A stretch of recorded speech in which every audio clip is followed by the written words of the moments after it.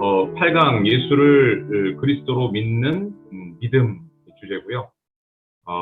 왜 성경이 이제 기록되었는가? 성경이 이제 66권이고 굉장히 방대한 책인데 또 여러 인물들과 또 여러 가지 사건들 또 기록 저자들도 굉장히 많이 40여 명이 넘는 저자에 의해서 기록된 책인데 한 가지 핵심적인 목적을 가지고 있는데 그것은 뭐냐면 바로 요한복음 20장 31절에 아주 집약적으로 요약이 된 것을 아마 많은 성도님들 아실 겁니다. 오직 이것을 기록함은 너희로 예수께서 하나님의 아들 그리스도이심을 믿게 하려 하며 또 너희로 믿고 그 이름을 힘입어 생명, 영생을 얻게 하려 합니다. 아주 아주 컴팩트하면서도 명료하게 성경이 기록된 목적을 잘 보여주고 있죠. 결국 예수님이 역사적으로 2000년 전에 오셨던 바로 그 예수님께서 바로 성경 구약에서 예언했던 바로 그 하나님의 아들이고 메시아였고 그리고 그분을 믿었을 때 그 이름을 힘입어 영생을 얻게 하는 것이 성경에 기록된 목적이다라고 적혀 있고요. 그래서 우리의 모든 설교와 또 양육과 제자교육과 또 전도와 선교, 심지어는 이제 성령께서 우리에게 주시는 각종 각양의 은사들의 핵심적인 발휘된 목적은 뭐냐면 바로 예수가 바로 하나님의 아들이시고 크라이스트, 메시아다. 그리고 그분을 믿었을 때 우리가 영생을 얻을 수 있다. 그것을 이제 많은 믿지 않는 자들에게 전하고 또 성도들이 그것을 알고 누리고 경험할 수 있게 하는 것이 성경에 기록된 핵심적인 목적이라는 것을 분명히 우리에게 보여주고 있죠. 그리고 오늘 제가 좀 크게 하겠습니다. 자, 그러면 예수를 그리스도로 믿는 과연 믿음은 무엇인가? 무엇인가 하는 것들 질문을 던질 수가 있는데요. 한마디로 얘기해서 예수를 그리스도로 믿는다. 그리스도는 여러분 아시겠지만 크라이스트, 히브리어로 메사야, 메시아라고 얘기를 해요. 메시아.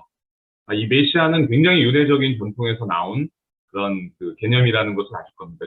이제 그 메시아는 결국은 예수님께서 십자가와 그분의 부활로 말미암아 이미 성경에 구약 성경에 예언되어 있었죠. 그분의 십자가 죽음과 부활 사건이 예언되어 있는데 실제로 그렇게 예수님께서 성취하셨고 그로 말미암아 단순히 어떤 죽은 자가 그냥 무덤에서 벌떡 일어난 그런 우리가 그 일화들 그런 또 해외 토픽들을 가끔 보는데 그것과는 차원이 다른 예수님의 십자가 죽음과 부활은 이미 구약 성경 전체를 통해서 굉장히 여러 번 예언이 되었었고 그 예언대로 정확하게 예수님을 통해서 이루어지고 성취되었다라는 면에서 일반적인 그런 해프닝과는 다른 차원의 좀 하나님께서 예견하셨던 놀라운 이제 그 구원 사건이라는 것을 우리가 알 수 있고요. 그로 말미암아 결국 이 땅의 죄와 또 사탄의 권세, 죽음의 권세가 지배하고 있던 저주받은 아담과 하와의 타락 이후 저주받았던 이 세상 가운데 결국 하나님 나라가 예수와 메시아를 통해서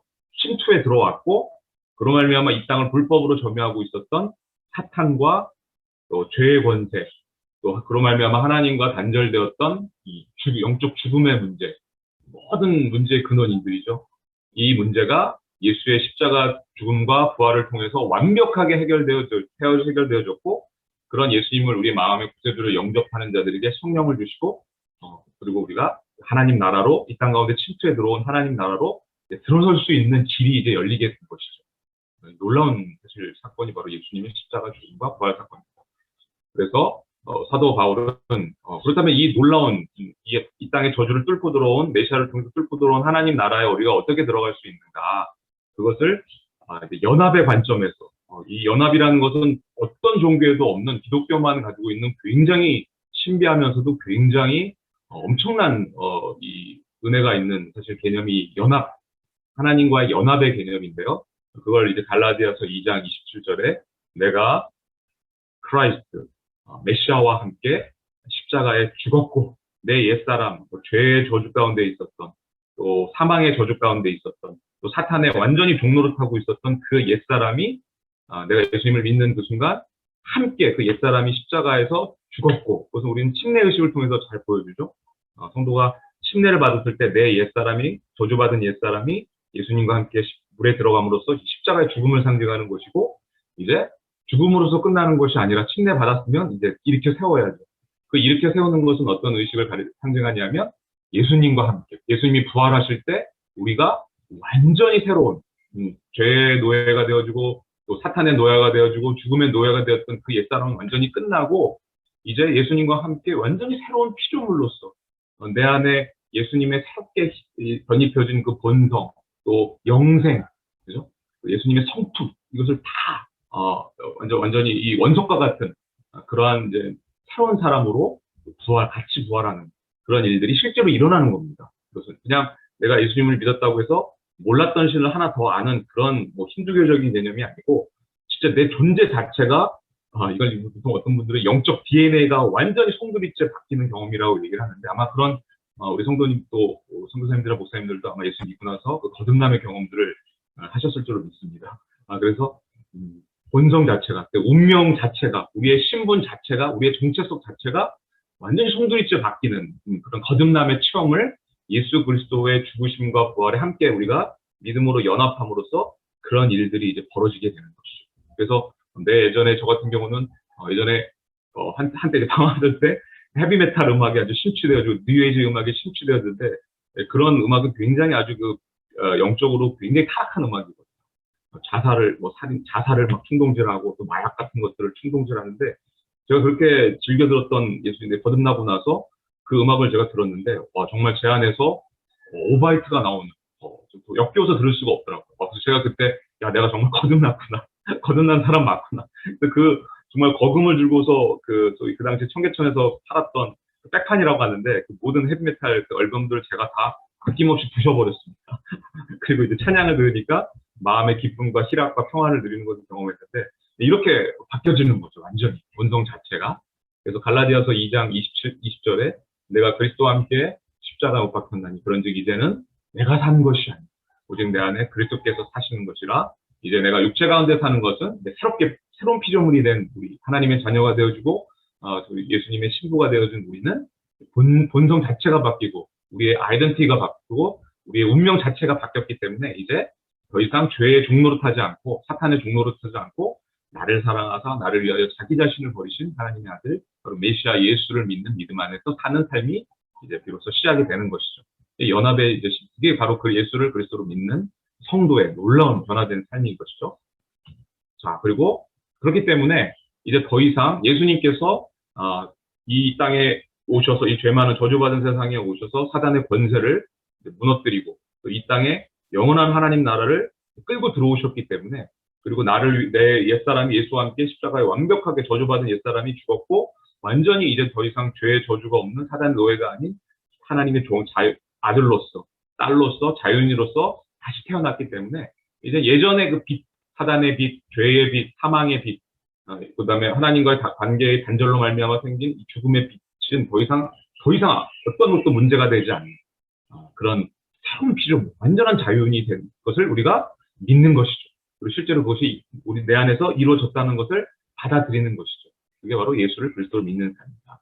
그래서 이것을 아주 웅변적으로 사도 바울은 빌립보서 4장을 통해서 이렇게 이제 고백을 하죠. 내가 궁핍함으로 말하는 것이 아니니라 어떠한 형편에든지 나는 자족하기를 배웠니. 나는 비천에 처할 줄도 알고 풍부에 처할 줄도 알고 모든 일, 곧 배부름과 배고픔과 풍부와 궁핍에도 처할 줄 아는 내가 일체의 비결을 배웁니다. 내게 능력 주시는 자 안에서 내가 모든 것을 할 수 있습니다. 우리 보통 이제 이 13절 내가 능력 주시는 자에서 내가 모든 것 요것만 이제 외우는데 그 맥락은 그게 아니라 궁핍에 처하든지 아니면 내가 어떤 어려움에 처하든지 상관없다. 내가 병에 걸려서 지금 뭐 내일 당장 죽는다 하도 난 더 이상 상관없다.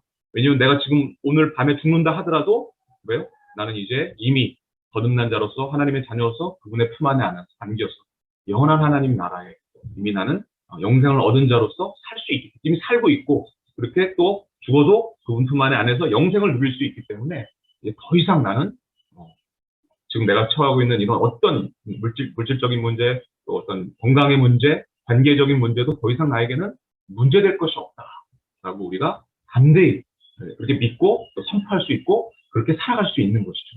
엄청난 변화인 겁니다. 하나님 나라를 알지 못하고 메시아의 구원을 알지 못하는 자들에게는 지금 내가 처해 있는 현실의 문제가 얼마나 고통스럽고 얼마나 절망적입니까? 내가 이 모든 문제를 해결해야 되는데 그럴 만한 능력도 없고 또 죽으면 끝이고 그리고 나에게 소망이 없고 그런 거에 비해서 우리가 예수님 알고 구원받았을 때 주어지는 축복이라는 것은 정말 말로 늘 형용할 수가 없는 거죠. 그러니까 내 환경과 내 어떠함에 상관없이 하나님께 감사할 수 있고 기뻐할 수 있고 행복한 삶들을 누릴 수가 있는 것이죠. 그래서 내 안에 있는 모든 문제가 이제 예수 그리스도 안에서 조 목사님께서 끝났다, 완벽하게 끝났다라고 표현하시는데 더 이상 문제가 되지 않는 거죠. 왜냐면 예수님 때문에, 내 안에 계신 예수님과 성령 때문에 문제가 되지 않는 것이죠. 어떤 암 환자분이 이렇게 간증하는 것을 제가 들은 적이 있는데 굉장히 제가 그때 공감을 했고 도전을 했습니다. 뭐냐면은 이제 암 말기 환자가 그렇게 오랫동안 하나님 앞에 기도하고 수병 활동을 했음에도 불구하고 끝까지 낫지 않고 결국은 임종을 맞이하게 된 겁니다. 그런데 그분이 처음엔 막 하나님을 원망하기도 하고 또 하나님 앞에 불평하기도 하고 그런 마음이 들었었는데 어느 날 갑자기 하나님께서 그런 깨달음을 주셨다는 거예요. 비록 지금 내가 이곳에서 암이 완벽하게 치유되지 않는다 할지라도 내가 오늘 죽으면 이제 병도 없고 암도 없고 영원히 생명을 누리는 영생을 통해서 하나님 품 안에 안겨서 살게 될 것인데 이제 내일이면 내가 암이 완벽하게 치유되는데 죽음으로 말이야.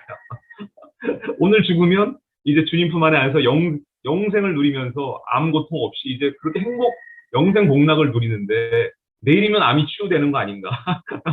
그렇게 고백하고 평안하게 숨을 거두셨다는 걸 간증을 드린 적이 있는데 진짜 그렇다. 지금 현재 문제는 더 이상 문제가 되지 않는 것이죠. 예수님 안에서는. 그래서 예수를 그리스도로 그리고 예수가 나의 모든 이 세 가지 인간의 근본 문제, 죄의 문제, 사탄의 문제, 그로 말미암은 하나님과의 관계의 단절의 문제를 해결해 주신 그리스도, 메시아로 믿는 자가 바로 하나님께로 난 자다. 그래서 요일서 5장 1절 말씀처럼 예수께서 그리스도를 믿는 자마다 하나님께로 난 자니 또한 나으신 이를 사랑하는 자마다 그에게서 난 자를 사랑합니다. 그런 우리의 고백이 될 수 있는 것이죠. 그래서 결론적으로 해서 요한복음 1장 12절에 예수님을 메시아로 영접하는 자. 구체적으로 풀어서 그 이름, 예수님의 이름은 예수라는 이름을 가지고 계시고 또 크라이스트, 그분의 이제 호칭이죠. 메시아. 유대 구약의 그 역사, 유대 역사를 통해서 그렇게 간절히 사모하고 기다렸던 메시아. 그분, 그리고 이제 우리 이방인 교회에서는 이제 메시아 개념보다는 이제 하나님의 아들을 많이 믿는데 그분이 하나님의 아들이라는 거죠. 놀랍게도 유대교나 이슬람교도는 뿐만이 아니라 다른 어떤 종교도 성육신하신 예수 그리스도를 하나님의 아들로 믿지 않습니다. 하나님이라고 믿지 않습니다. 어떻게 하나님이 사람이 될 수 있느냐를 그걸 성육신의 개념을 믿지 않아요. 오직 기독교만 이 성육신의 개념을 믿거든요. 삼위일체 하나님을 이슬람교는 부인합니다. 유대교도 마찬가지입니다. 굉장히 심오한 개념인데 그러나 그분이 진짜 하나님이에요. 비록 인간의 몸을 입고 오시고 우리처럼 이곳에서 먹고 마시고 고뇌하고 유혹을 받으셨지만 그분이야말로 바로 이 세상을 말씀으로 창조하시고 그렇죠? 그리고 말씀으로 이 우주 만물을 다스리고 계시는 하나님이라는 것을 믿는 것. 그리고 그분이 바로 구약에서 예언해왔던 3000년 동안 구약의 이스라엘 역사를 통해서 예언하셨던 바로 창세기 3장 15절 뱀의 머리를 부수고 우리 죄악과 사탄의 노예가 된 인류를 구원해낼 바로 그 여인의 후손 메시아 그리스도라는 것을 믿는. 또 이 예수라는 이름은 여호수아와 같은 이름입니다. 여호수아. 사단의 머리를 부수는 바로 왕으로 오신 예수.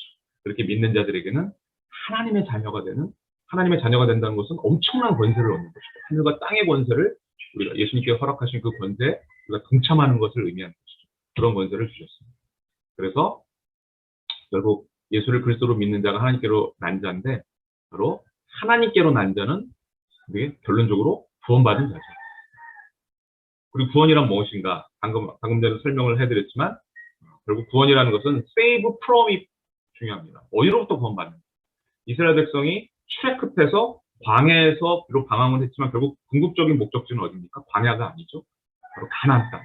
적과 꿀이 흐르는 하나님께서 왕으로서 통치하시는 바로 그 땅으로 들어갔을 때 우리가 그 온전한 구원이 이루어지는 것입니다. 어디로부터 건진받아서 결국 왕이신 하나님 품 안에 안기는 것까지가 구원이죠.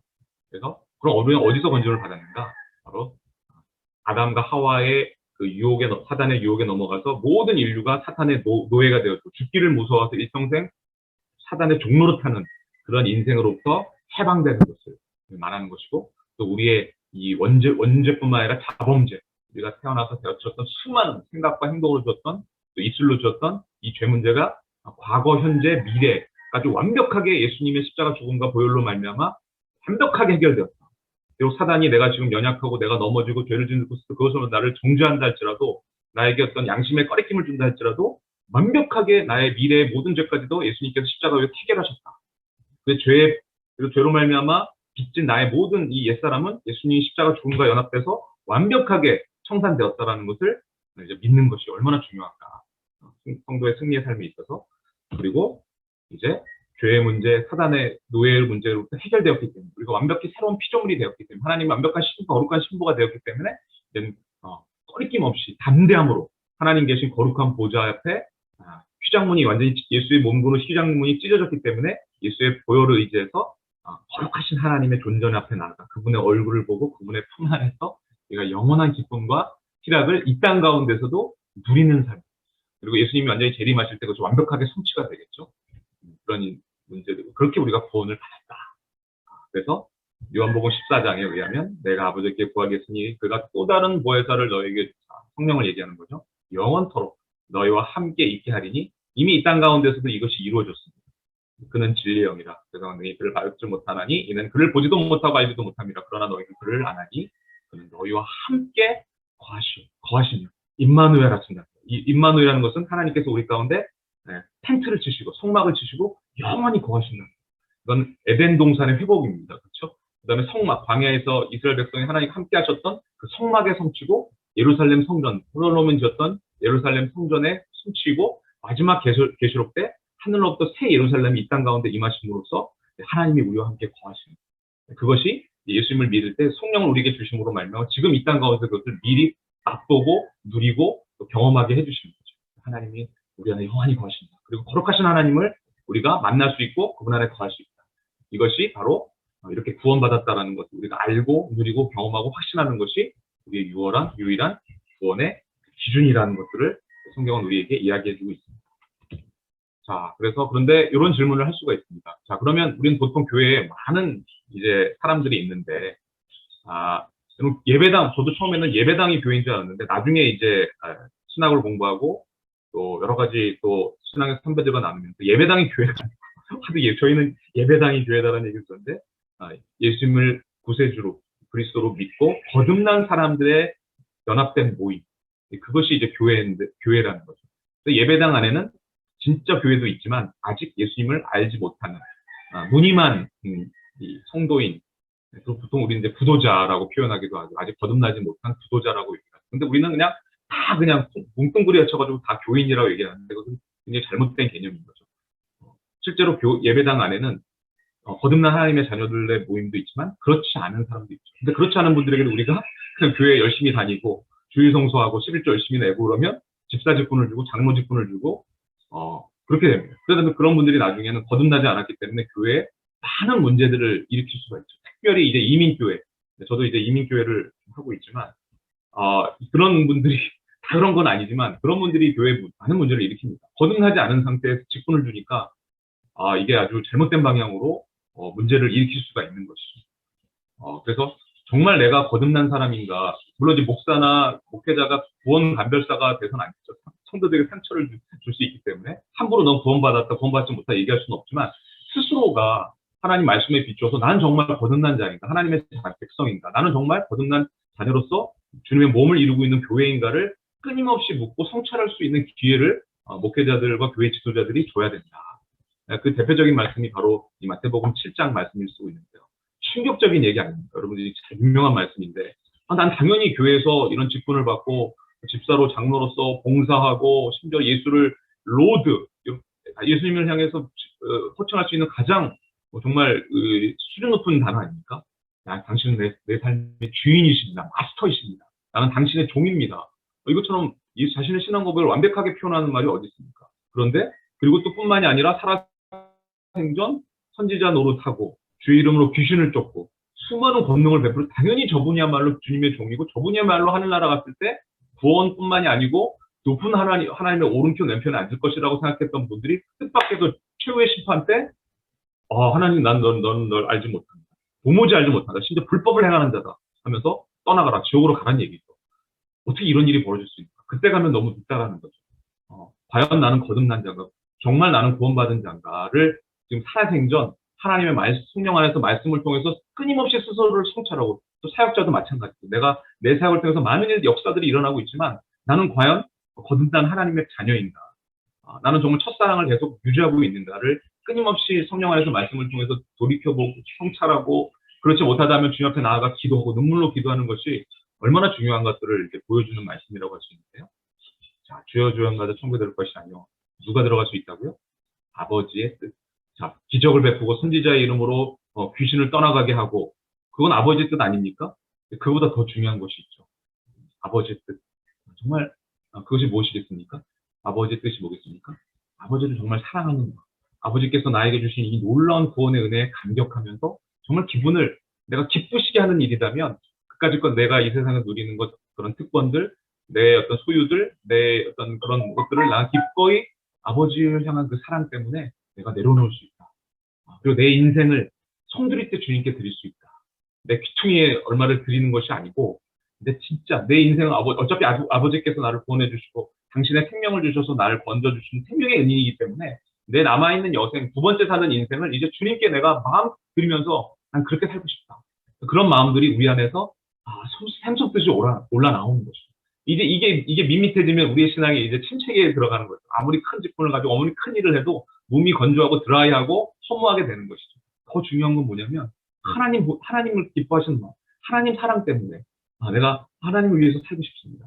다윗이 내가 그 위대한 왕이 내가 성전에 문지기로 사는 것을 내가 사모합니다. 하나님 얼굴을 가장 가까이서 볼 수 있는 곳이라면 내가 어떤 비록 성전의 문지기, 보잘것도 없는 직분이라 하더라도 나는 기쁨으로 그 직분을 내가 맞이하겠습니다. 그런 고백을 하지 않았습니까? 네, 그런 마음이 우리 안에 있어야 되는데, 그러면 이제 하나님께 묻겠죠. 아버님, 당신을 제가 기쁘게 해드리고 싶은데, 하나님 당신은 무엇을 원하십니까? 무엇을 가장 기뻐하십니까? 제 삶을 통해서 명백하게 주님이 우리에게 주셨죠. 여러 가지가 있지만, 결국 요한복음 6장에 보면 나를 보내신 이의 뜻은 내게 주신 자 중에서 내가 하나도 잃어버리지 않고 마지막 날에 다시 살리는 이것이니라. 전 세상에 흩어져 있는 아직도 구원받지 못한 잃어버린 하나님의 백성들, 합당한 자들, 그죠? 제자들, 그런 자들을 찾아내서 살리는 것. 내 아버지의 뜻은 아들을 보고 믿는 자마다 영생을 얻는 이것이 마지막 날에 내가 이를 다시 살린다. 예수님 다시 오시는 날, 우리의 영혼은 구원받지 아직 몸은 구속받지 못한 불완전한 상태죠. 그러나 예수님이 다시 오시는 날, 다시 하나님 하늘로부터 말미암은 부활 영체를 우리가 입고 이제 영원히 죽지 않는 그런 자로서 주님과 함께 임마누엘, 그것이 성취되는 삶을 주님께서 우리를 통해서 이루시길 원하시고, 그렇구나. 내가 그래서 복음을 다니는 곳마다, 가는 곳마다 내 교회라는 바운드리, 내 교단이라는 바운드리, 내 신학교라는 바운드리를 넘어서 이 복음을 전하는 것이 하나님 아버지 기뻐하시는 일이구나 알고 그 복음 전하는 일에 평신도든 목회자든 선교사든 할 것 없이 자신의 인생을 드리는 것, 어떤 일을 하든지 그런 삶으로 송두리째 바뀌게 되는 것이죠.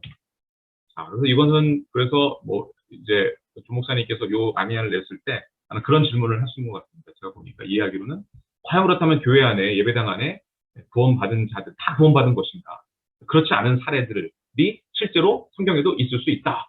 대표적인 사람이 오넬료라는 사람과 아볼로라는 사람, 알렉산드리아라는 사람, 이런 사람들이 열심히 주님 일을 했지만 알렉산드로 같은 경우에는 예수에 가는 것을 모릅니다. 요한의 침례만 알고 있다고 했죠. 요한의 세례만 알고 있다고 했을 때 과연 그들이 열심을 낸다고 했을 때 구원받은 것인가? 정말 거듭난 것인가? 그런 문제 제기 차원에서 이 인물들을 인용을 했고, 그리고 예수님을 진짜로 믿게 되는 자들에게 어떤 일들이 벌어진다. 바로 이런 일이 벌어지는 거죠. 그래서 5분이 지났는데 죄송합니다. 제가 3분 안에 마치도록 하겠습니다. 너는 베드로라. 뭐라고 베드로가 고백했습니까? 주는 그리스도시요, 메시아요, 살아계신 하나님의 아들입니다 하니까 예수님께서 기뻐하시면서 엄청난 칭찬, 폭격을 하시면서 축복을 주시죠. 내가 이 반석은 페트라, 베드로의 별명이죠.